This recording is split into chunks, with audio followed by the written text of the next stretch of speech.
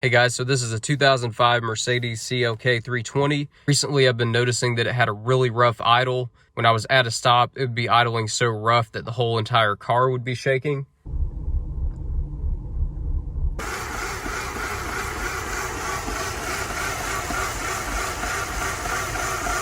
So I finally took it to a shop, got it diagnosed, got it fixed.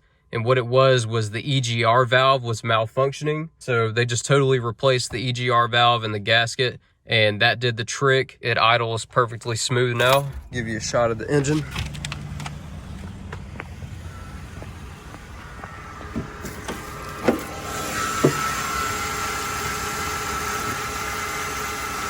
And to possibly help you diagnose yours, some of the symptoms mine was having is it would idle really rough, but at any speed at all. There was no shaking, felt perfectly smooth while I was driving at any speed other than just at an idle.